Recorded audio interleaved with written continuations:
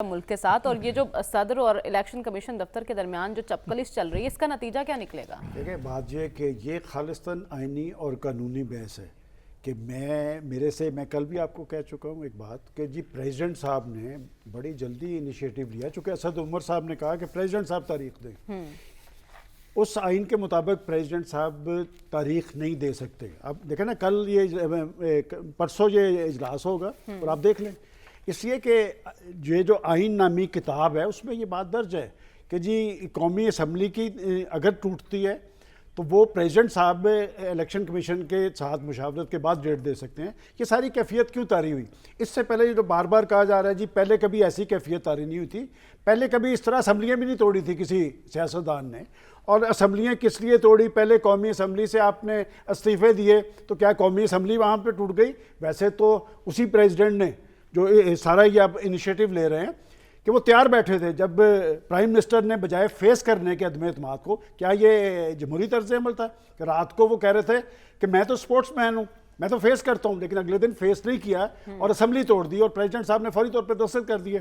اب یہ دو ایشو ہیں پریزیڈنٹ صاحب متعلقہ۔ ایک تو یہ میں آپ کو بھی بتا دیتا ہوں، دیکھیں کوئی چیز ہمیں پڑھنی چاہیے اور کوئی دیکھنی چاہیے، اس میں پریزیڈنٹ صاحب ڈیٹ نہیں دے سکتے صوبائی اسمبلیوں کی۔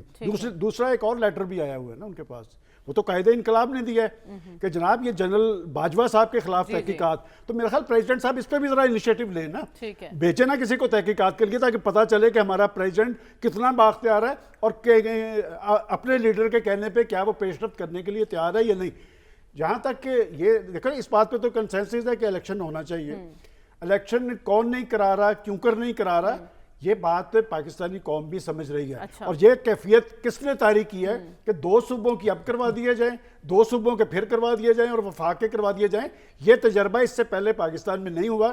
اور پہلے دیکھیں جنرل مشرف نے بھی الیکشن کروایا، غلام اسحاق خان صاحب نے 2 دفعہ اسمبلیاں توڑی، بے نظیر صاحبہ کی، نواز شریف صاحب کی، تو الیکشن کی ڈیٹ دیتے تھے وہ، کیونکہ پروفیسر صاحب کئی دفعہ یہ بات کر چکے، میں کرنا نہیں چاہتا تھا اور میں نے بھی الیکشن کمیشن سے بھی یہ ساری معلومات لی ہے۔